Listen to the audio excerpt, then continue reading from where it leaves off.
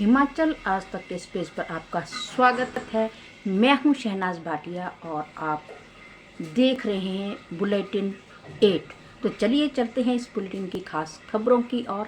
तो सबसे पहले लेते हैं खबर अर्की सालाघाट में जो लैंडस्लाइड हुआ है उसको लेकर हम आपके साथ जानकारी साझा कर रहे हैं। वैसे तो हमने जानकारी दिन में आप तक पहुंचाई थी अपने लाइव के माध्यम से, परंतु जो अभी ताज़ा स्थिति है उसके बारे में भी हम आपको बता दें कि अर्की से सालाघाट सड़क मार्ग लैंडस्लाइड के कारण पिछले कल से बंद पड़ा है। पीडब्ल्यूडी विभाग द्वारा सड़क को खोलने का कार्य युद्ध स्तर पर किया जा रहा है, परंतु अभी तक जो मार्ग है वो खुल नहीं पाया है। उम्मीद है कि कल तक सड़क मार्ग खुल जाएगा। शिमला या सालाघाट से अर्की आने वालों के लिए हम वैकल्पिक मार्ग की सलाह देते हैं, तो आपसे यही गुजारिश रहेगी कि आप वैकल्पिक मार्ग का इस्तेमाल करें ताकि आपको आने में दिक्कत ना हो या आपको आधे रास्ते से वापस ना होना पड़े। कुनिहार में वर्मा ज्वेलर्स की वेडिंग ज्वेलरी प्रदर्शनी का शुभारंभ हरिशील फाउंडेशन के निदेशक राजेंद्र ठाकुर ने किया।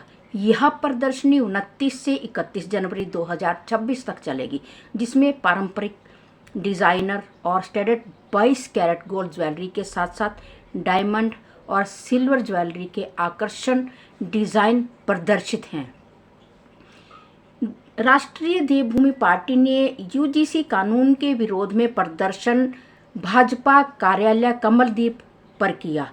पार्टी का आरोप है कि ये नियम विशेष वर्गों को निशाना बनाते हैं और युवाओं के भविष्य के साथ खिलवाड़ किया जा रहा है। प्रदर्शन का नेतृत्व पार्टी अध्यक्ष रुमित सिंह ठाकुर ने किया, जिन्होंने कहा कि सरकारें इस मुद्दे पर सच बोलने से बच रही हैं और शिक्षा और सामाजिक विभाजन का औजार बनाया जा रहा है। और एक सबसे दुखद खबर ये है कि महाराष्ट्र के डिप्टी सीएम अजित पवार का प्लेन क्रैश में निधन हो गया। यह हादसा बारामती में लैंडिंग के दौरान हुआ, जब अजित पवार का विमान क्रैश हो गया। विमान में कुल 6 लोग सवार थे, जिसमें से सभी की मौत हो गई। अजित पवार बारामती में जिला परिषद चुनाव के लिए प्रचार करने जा रहे थे। हिमाचल प्रदेश की 3586 पंचायतों में जल्द ही प्रशासक नियुक्त किए जाएंगे, क्योंकि मौजूदा पंचायत प्रतिनिधियों का 5 साल का कार्यकाल 31 जनवरी को पूरा हो रहा है। पंचायत प्रतिनिधियों का कार्यकाल समाप्त होते ही प्रदेश की सभी पंचायतें भंग हो जाएंगी और प्रशासक पंचायतों का कामकाज संभालेंगे। पंचायती राज विभाग ने सरकार को 2 प्रस्ताव भेजे हैं। पहला, पंचायत सचिव को प्रशासक नियुक्त करना और 3 सदस्यीय कमेटी बनाना, जिसमें स्कूल प्रिंसिपल या हेडमास्टर प्रशासक होंगे और ग्राम रोजगार सेवक और पंचायत सचिव सदस्य होंगे। प्रदेश की 3586 पंचायतों में करीब 30,000 से अधिक जनप्रतिनिधि हैं और इनके मानदेय पर सरकार हर महीने लगभग 5 करोड़ रुपए खर्च करती है। पंचायतों के भंग होने के बाद हर महीने 5 करोड़ रुपए की बचत होगी। बिलासपुर के परमवीर चक्र विजेता संजय कुमार को ऑनरेरी कैप्टन बनाया गया है। उन्हें यह पदोन्नति गणतंत्र दिवस के मौके पर मिली है। संजय कुमार 28 फरवरी को सेवानिवृत्त होंगे और अपनी सेवानिवृत्ति के बाद नशे के खिलाफ अभियान चलाएंगे। उनकी पदोन्नति को लेकर पूर्व सैनिकों ने खुशी जताई है और इसे गर्व की बात बताया है। संजय कुमार ने कारगिल युद्ध में अदम्य साहस दिखाया था और उन्हें परमवीर चक्र से सम्मानित किया गया था। उन्होंने 29 साल और 8 माह की सेवा के बाद सेवानिवृत्त होने का फैसला लिया है। हिमाचल प्रदेश की टीम ने लेह में आयोजित खेलो इंडिया विंटर गेम्स में शॉर्ट ट्रैक स्पीड स्केटिंग में कांस्य पदक जीता है। यह हिमाचल की इस प्रतियोगिता में पहली सफलता है। टीम में दिव्यांश ठाकुर, कौशल ठाकुर, समर्थ अत्री और आशुतोष ठाकुर शामिल थे। हिमाचल प्रदेश में निजी वोल्वो बसें नियमों को तोड़कर सवारियां उठा रही है, जिससे सरकार और परिवहन निगम को लाखों रुपए का नुकसान हो रहा है।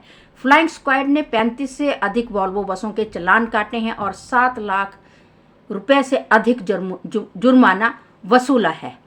शिमला के चिड़गांव में एक युवक की चिट्टे से मौत हो गई। वह अपने दोस्त के घर गया था जहां उसकी मौत होगी। आरोप है कि दोस्त ने पुलिस या परिवार को इसके बारे में कोई भी सूचना नहीं दी और शव को सड़क के किनारे छोड़ दिया।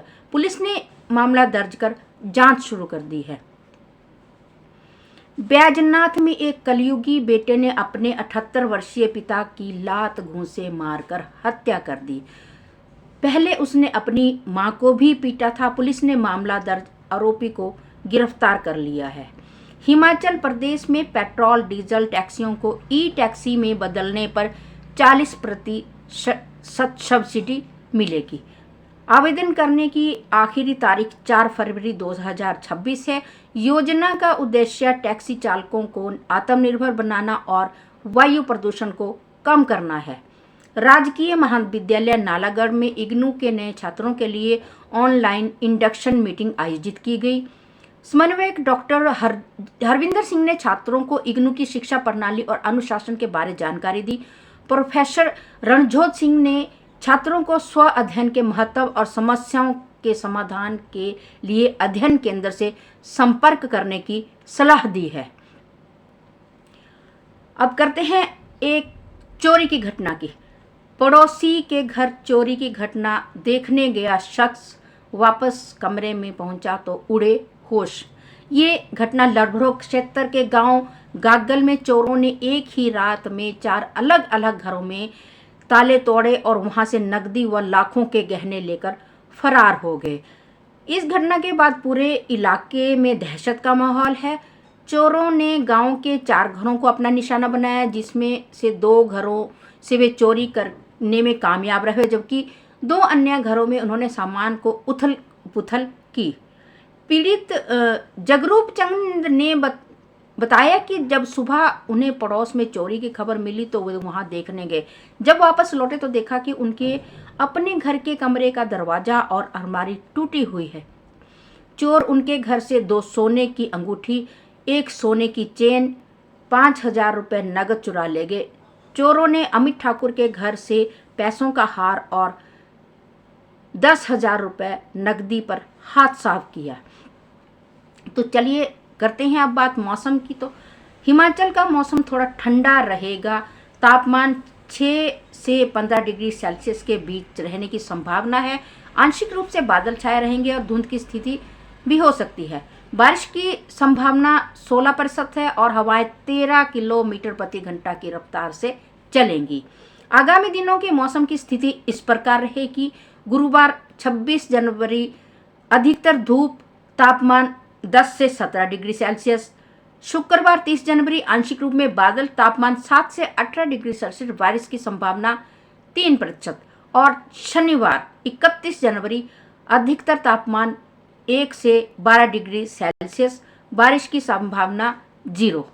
तो इस बुलेटिन की यही समाप्ति होती है। और आपसे हम यही आग्रह हमेशा करते हैं कि आप हमारे जो लाइव स्ट्रीम है या बुलेटिन है इसे ज़्यादा से ज़्यादा लाइक करें, कमेंट करें और शेयर करें। और जैसा कि हमने पहले भी बताया कि हिमाचल आज तक ने यूट्यूब चैनल पर भी आपको खबरें देखने को मिलती रही हैं और मिलती रहेंगी। तो आपसे यही आग्रह रहेगा कि आप यूट्यूब चैनल को भी सब्सक्राइब करें ताकि आप यूट्यूब पर भी हिमाचल आज तक की खबरें सुन या देख सकें। तो इसी के साथ मैं इस लाइव स्ट्रीम को यहीं विराम देती हूँ और आपसे आग्रह रहेगा कि इस बुलेटिन को ज़्यादा से ज़्यादा लाइक करें, कमेंट करें और शेयर करें। मैं शहनाज भाटिया पवन कुमार सिंह के साथ। जय हिंद, जय हिमाचल।